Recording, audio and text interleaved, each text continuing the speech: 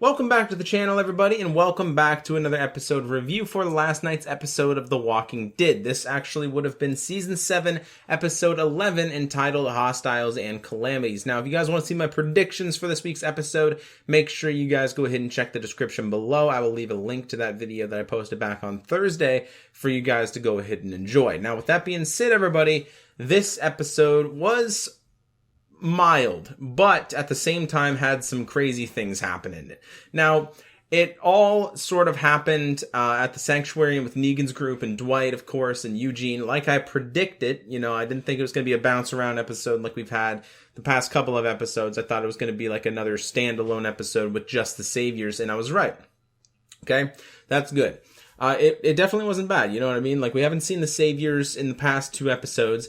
9 and 10. We didn't see them then. Now we finally see them in 11. We finally get to catch up back with Dwight. Now, one of my topics in my prediction video was whether or not we were going to see Dwight's loyalty waver towards Negan. And I think 100% we did. And it's for the better. It's for the good, guys. And I will go ahead and explain why I think that when we get into that part of the episode. But with that being said, basically the episode actually starts off where the sneak peek actually was for this week's episode. Basically, Fat Joey, the guy who Daryl beat over the head senseless and killed, they all find him. Dwight basically panics, loses his shit, goes to check Daryl's cell, realizes he's not there. And then from then on out, basically what we get to see here is Dwight punished for it, and punished badly. He got put in Daryl's situation, being locked in the closet and stuff, and, he really got his loyalty there tested, but I think this is also the part where he was pushed just a little too far by Negan, and I think this is where he's going to start to try to realize that this isn't the way I need to live, you know what I mean? And another thing happens actually with Sherry, obviously his old wife, that sort of convinces him, I believe, as well. If she can do this, I can do this as well. And he starts to go through the steps, I think, in my opinion, the steps, into turning against Negan. He doesn't outright do it in this episode. I feel like it's going to be a little more subtle than that, but, you can definitely sort of see it, see the start to it, I guess, is a way you could put it. So with that being said, everybody, like I said, Dwight sort of just looks over the entire situation, wonders how Daryl actually went ahead and escaped. They finally figure it out that it indeed was Sherry, and she is actually no longer there as well. She left. She totally bailed out of the facility, so she got Daryl out, and then she left. Now, that's the truth. That's exactly what happened. That's not exactly what Negan thinks right now, or it's what he thought at the time, but later on in the episode, he thinks something else. And the reason why he thinks something else is because Dwight is essentially lying to him.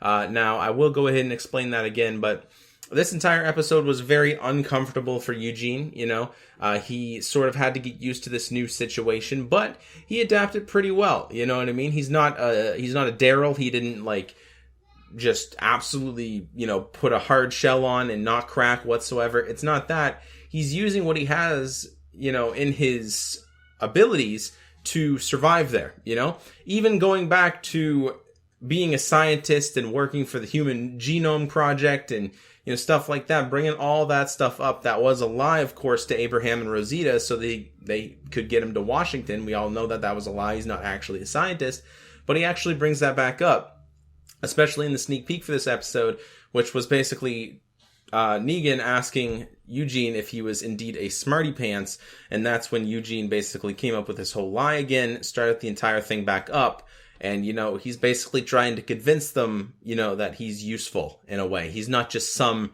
guy, right? He even goes as far as to show Negan how to keep the walkers upright on the fence so that the fences and the walkers don't collapse over. He basically says, take molten metal, pour it over them, so that they basically weld themselves to the fence, plus the walkers will be immune to headshots because it'll be poured on their head and it'll be essentially a helmet. And again, very brilliant, and Negan absolutely loves them. I mean, honestly, he absolutely loves them. And like I said, Eugene is sort of using all of his abilities to really fit in there. Now, it sort of seems at times that he's actually joined the Saviors, full on. Even by the end of the episode, Negan actually asks him the question, who are you? And before he even gets to ask the entire question, Eugene blurts out, Negan. You know what I mean? Like, I thought it was pretty funny. Like, he was like, who art Negan? You know what I mean? Just boom, right out there, right there. And, it's sort of the cowardly part to him, but at the same time, I think that, I don't think anybody here thinks that he's actually joining the Saviors. Now, I could be wrong. There's supposed to be somebody betraying the group, right? The survivors. There's supposed to be somebody betraying Rick's group. Might be Eugene. I don't think it personally is. I think that he's way too smart for that. And I think he's just using what he has there right now, sort of like a fight or flight response, fight in the way of putting on a hard shell and acting like Daryl, and Eugene is nowhere near capable of that, taking that punishment, or using what he has, you know what I mean? And that's the ability to lie. That's the ability to sound smart and actually be smart, you know what I mean? He might not be an actual scientist who worked for the CDC and stuff like that, but he's actually very brilliant, and there's no denying that, you know what I mean? We've seen that time and time again. Even though he has lied to get himself there, no matter what, he is useful. And, I mean, he just showed that with, like, the whole pouring the metal over the walkers and stuff. Like, that was a brilliant idea. Who would have actually thought of that? He did, on the spot, under the pressure, and under the thumb of Negan, being threatened, you know what I mean? Anybody else in a normal situation would piss their pants, But he came up with this idea, and I thought it was brilliant. But either way, throughout this entire episode, we actually get to see, like I said, Dwight was actually being held. Then he finally got sent on a mission to actually go get Sherry. Negan was basically wondering, where she went, and he told him to bring her back. He tried to do just that. He went to actually, I believe, what was his old house, in the episode, and she left him a note there basically saying, I can't stay there. Being there or being dead would be better. You know what I mean? That's not better than being dead, no matter what you think. And she goes on to explain in this note that I'm sorry, for making you become this new person, and staying with these people and, stuff like that for so long just to protect me. I'm sorry that I did that, but I can't stay here any longer. And that's why she left. And she basically said, the reason why I let Daryl go is because he was a constant reminder of the man you used to be, right? To Dwight. And she basically wanted Dwight to try to forget about that. Like, it's going to be easier, if he does that, to try to forget about the man he used to be. But he can't do that, I don't think, because this note that said, I hope you get out as well, right? I can't stay there anymore. I hope you can get out as well eventually. I think Dwight's, starting to work on that now. Which brings me to my next point, okay? Now, there was a bunch of other filler in this episode as well, with, like, Eugene communicating with, like, Negan's wives that Negan actually sent down to just keep him company, no sex. But they actually did, like, science experiments and a bunch of other cool shit. He sat there and played, like, video games and Atari in the room, which was pretty cool. We actually got to hear Easy Street yet again. Just Eugene sort of listening to it, though, on the actual stereo. Like, he got an apartment and everything. Like, he's living deluxe, you know what I mean? Because he's really useful to Negan right now, and Negan knows that. So they're trying not to really, break him like Daryl, because Negan realizes that he's weak. He doesn't need to be broken, you know what I mean? Treat him well, treat him nicely, treat him kindly, and he'll probably submit. He'll probably do what you want him to do.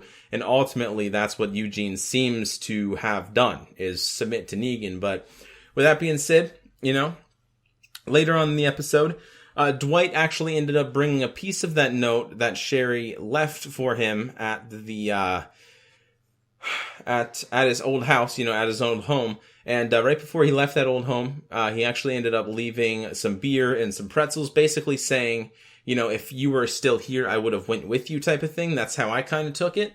So that's also a good sign, you know what I mean? He was going to leave Negan again and take that risk again, which is definitely a brave step. But yeah, either way, though, he actually ended up making it back to the sanctuary, okay? He knows that Sherry is the one that let Daryl out, but he basically made it back to the sanctuary, told the doctor and told Negan that he actually ended up killing Sherry, or he told the doctor that he killed Sherry, and then he apparently told Negan that the walkers got her when he was having a conversation with them. Now, two different stories, and for a very good reason, because he wanted the doctor to believe that he killed her so that the doctor would sort of get his, stories mixed up and let his guard down, essentially. And basically, while he was doing that, he ended up sneaking a part of the note saying, like, love honey or whatever, goodbye, from the end of the note that Sherry left him at the house. He, like, tore that little piece off and put it in the doctor's desk when he was getting, like, stitched up or whatever. Such a brilliant idea. I mean, really. I don't really understand the purpose behind killing the doctor. I mean, the reason I thought he did it was to basically get even with him and to sort of burn a reminder of what it's like to be there, in Negan's compound and not have a heart, so to speak. Because when he was talking to the doctor after he came home, before I think he even had this idea of to get the doctor in trouble, the doctor basically said, you killed her, just remember, we don't get to have a heart here. And just remember that, And the doctor's totally on Negan's side, you know what I mean? No matter what. And Dwight sort of wanted to kill that reminder just as much as I think Sherry wanted to let Daryl go, to not let Dwight be reminded of the man he used to be. Now Dwight wants to do this to the doctor to sort of make himself, not be reminded of the man he has become now and the man that he wants to become, So, I mean, it could just be as basic as he just thought the doctor was an asshole, but that's what I kind of like to think of it, you know what I mean? So he's trying to get rid of the doctor in a sense of he doesn't like the man who he's become, so he's trying to get rid of the doctor. So, anyway, he slipped the note into the desk of the doctor. Negan found it, essentially, and then Negan accuses the doctor of essentially being with Sherry, He left the door open for Sherry and Daryl because he loved her. He wanted to show her, compassion and stuff like that. So he let Daryl out for her, and then he also let her out. He left the door open, right? So that's what I'm thinking, really is the whole situation there. That's what Negan thinks. That's how Sherry got away. And that's also what Dwight basically told Negan that Sherry said right before the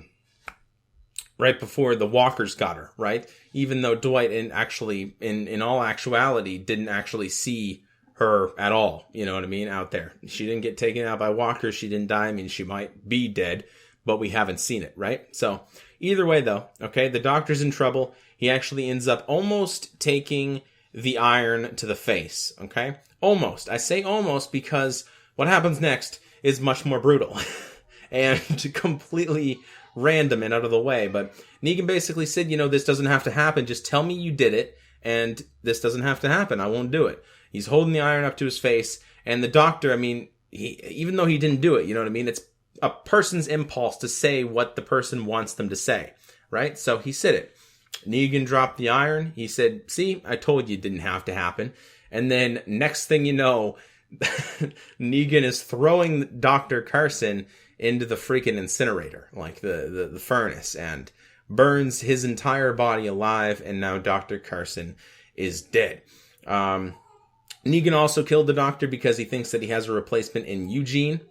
Okay? I kind of get it, you know what I mean? The doctor ended up being replaceable after all, which leads me to my next thought of Eugene realizing that he is no longer replaceable. He's untouchable at this point because Negan needs him now that he killed the doctor, the only doctor there. And which leads me to my next sort of thought here, was because during the episode, three of Negan's wives basically wanted Eugene to make pills, cyanide pills, to actually go ahead and end up committing suicide because they didn't want to live with Negan, or one of them didn't, rather. The other two were fine, but anyway, he agreed. He actually ended up making the pills, going throughout the entire compound, sort of just taking stuff, you know what I mean? Because he's Eugene. He just did it, he just sort of asserted himself, which I thought was kind of badass. But anyway, he made these pills, and essentially ended up not giving them to the girls, and the girls ended up threatening him, and he basically said, you can tell Negan, right?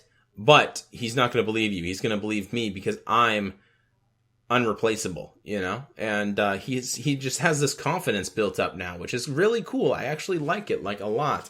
And anyway, he ended up making those pills, didn't give them to the girls or anything like that, which is fine. It was just sort of a side story to the episode, which is totally all right.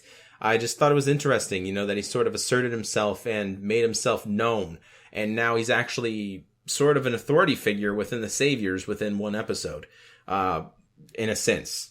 Ish. Plus, he didn't really want to take the risk of Negan finding out that he made those pills because, let's be honest, he just seen the doctor get thrown into a furnace, an incinerator. Anything can happen at any time, and I feel like he didn't want to cross Negan. You know what I mean? And I totally get it. And then, like I said, that ended up going into his room. Basically, Negan asked him, what's your name? Who are you? And he basically just says he's Negan right away before he can even get the question out, which again was another interesting, part to it, because he's just sort of taking the initiative, he knows what to respond and he just does it. He's trying to make Negan happy no matter what. Now, the end scene of the episode is actually right after Negan pays a visit to Eugene and asks him, who he was. Anyway, Eugene is overseeing workers at the sanctuary, basically enacting, his plan to fortify the walkers with molten metal and, fortify the fence and stuff like that. And we actually get to see Dwight and Eugene here sort of communicate here for the first time in a long time. I believe the last time they actually were sort of communicating side by side was when Eugene was actually biting his dick. Back in season 6, I believe episode 14, if I remember correctly. With that being said, though, they sort of hit it off, after a name exchange, Dwight, Eugene. Dwight asks him if he's on board. He assures him that he is. And then right after that, right at the end, Eugene says, "We are Negan." And that is when the episode ends, everybody. Now, again, like I said, there is a lot more to this episode than that, but that was pretty much in a nutshell. The entire run with Dwight trying to find Sherry and go into his house, that was really interesting. I'm really starting to love the character of Dwight. Again, we get to see these smiles from Dwight throughout the episode when he's doing these things like telling on Dr. Carson and stuff like that. And, we sort of get to see a past to Dwight that we didn't really know existed. I mean, obviously it was going to be there, before this whole thing started. But as far as we knew, he was just mindless. He just followed Negan no matter what. And now that he knows that Sherry is strong enough to want to get away from Negan and risk everything, and saying that, being dead or being there, being there is not better than being dead, right? And she is even risking that, right? So that's what kind of makes me think that he's starting to waver his loyalty towards Negan now. He's not going to let anybody know about it because that would be just silly. That would be stupid. There would be a point to it. But I feel like he's definitely going to try to maybe get Eugene out of there, because let's be honest, that's what happened in the comics. Spoiler alert. Anyway, in the comics, Eugene got captured and Dwight actually ended up getting him out. But who knows? That could go a different way completely. It's happened before.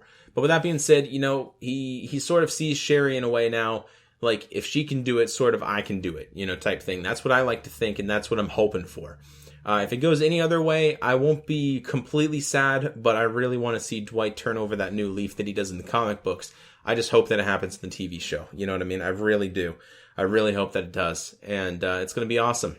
And I think him and Daryl could really hit it off after he apologizes for everything that he's done. And,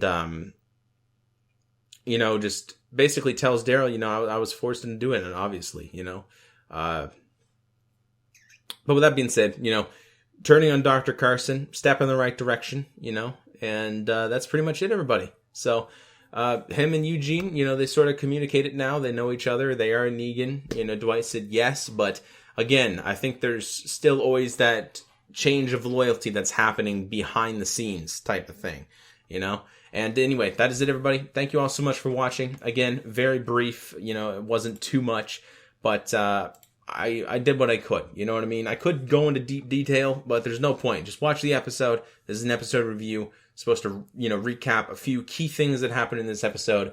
And that's pretty much it. So that was Season 7, Episode 11, entitled Hostiles and Calamities. Make sure you guys go ahead and check into my episode prediction for this week's up-and-coming episode of The Walking Dead. This is Season 7, Episode 12, entitled Say Yes, which we have Rick and the gang, or at least Michonne, back. And they're searching for guns. They're on the run, everybody. So I will post that up on Thursday, which would be actually March 2nd. Tomorrow is the 28th. Which means we are obviously at the end of February, 28 months in February. I mean, it's always how it went, you know? So I will see you guys in the next video. Take care, everybody. And I apologize for all the noise that's been going on in the background. If you've heard anything dropping, there's kids. So it's unfortunate, you know, but those are the circumstances. So I'll see you on the next one. Take care, everybody. Bye. I keep asking why.